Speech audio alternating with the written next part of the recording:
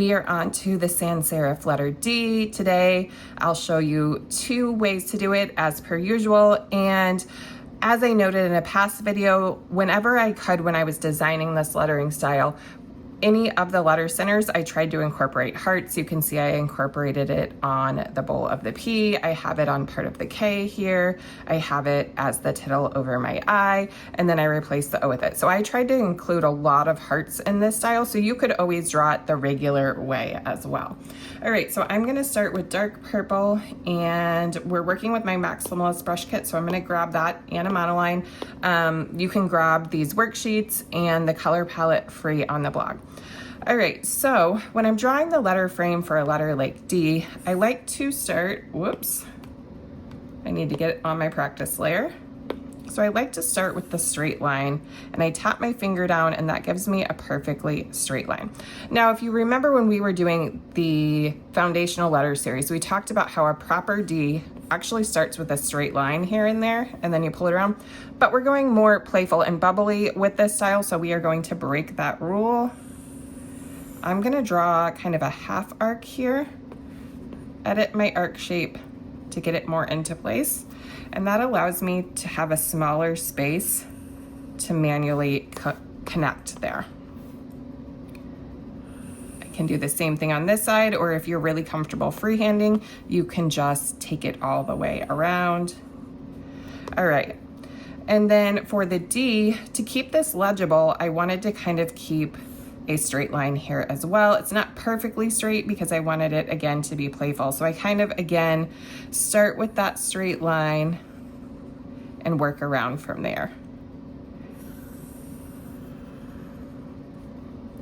All right, then I can drag and drop my color. I got a little stray mark there. All right, I was just checking that my color fill was pretty good. All right, so now I'm gonna drag it over here so we can kind of see what I did originally. All right, so we could just drag and drop color into the heart here, but then it's harder to edit if we need to later. So what we're gonna do is tap your worksheet layer, add a new layer. Let's go ahead and rename this D. And then down here, we are going to want to fill our heart space. So in order for that to happen, we need to tap our D layer and click reference, and that makes it so that whatever I do on the layer below it, it will act as kind of a coloring page of sorts. So I'm gonna pick this super light blue and drag and drop it. And you can see now it drags just to that heart instead of filling my whole page. And that is because reference is turned on. So that is all we need that for. So now we wanna turn it off, otherwise it will always confine us to that layer. So now I'm gonna add a new layer above it, and I'm gonna grab this light yellow color. I'm gonna go for a super small brush size, and now I'm just gonna draw a doodly heart with a curly Q at the top around it. So this one might take you a few tries, so just kind of do it a few times until you get to a place where you're happy with it. I'm still not quite happy with that one, so I'm gonna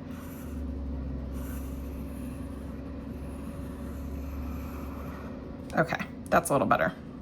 So that one might take a few tries for you to get because you're doing it all in one shot. You could make it like that and then trace it individually too, but we're going for kind of a imperfect look anyway, so it does not need to be absolutely perfect. So now I'm gonna grab the dark blue, and you could just draw a little spark. I always like to use stamps because it makes my process easier. So I'm gonna grab one of my stamps from my brush kit. I like to do everything on its own layer to start. And that's a little big, but because it's on its own layer, it's really easy for me to edit. So I am just grabbing my arrow tool. I'm turning off snapping and magnetic so I have a little more flexibility in how I edit it. And then I'm just gonna adjust the size like that. All right, so for this letter, I added a little crown, and I went off of my usual color palette. So it's the only thing that's yellow. So you can just pick a yellow.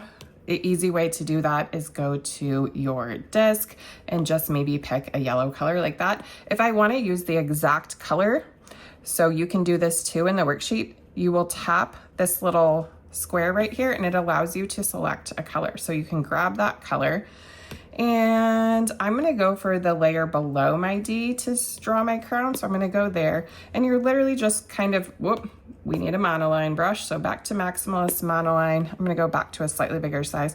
And I drew this kind of like a jester shaped crown, 2-finger tap to undo if needed. So just kind of a silly little crown. Oop, drag and drop my color. Again, doesn't have to be perfect. And then I decided to add some little dots. So again, you can use that color selection, grab that tool. Then I'm just gonna make my monoline brush a little bigger and add a couple little dots. So those ones are a little big, so I might decide I'm gonna 2-finger tap to undo and just make them a wee bit smaller. Again, I would take more time doing this in real time to kind of make it a little more perfect, but again, we're going for playful. All right, so this one, you're gonna love how easy this is. So we're gonna do kind of the same thing we already did. So before I group these into one layer to get it out of our way, I'm gonna duplicate the elements we're gonna reuse. So we need a D again, so I'm gonna duplicate that, drag it to the top. Now I'm gonna turn snapping and magnetics back on my arrow tool, and that just allows me to keep it right in line, which doesn't necessarily matter, but I'm gonna go ahead and do that for this one. And then I'm gonna make that dark pink. Now, tap on the layer below your D, and then select those. Let's group them and get them out of our way. You can leave them turned on because they're not in the same spot. So this time we're gonna do the same thing. So watch what happens if I don't turn on reference.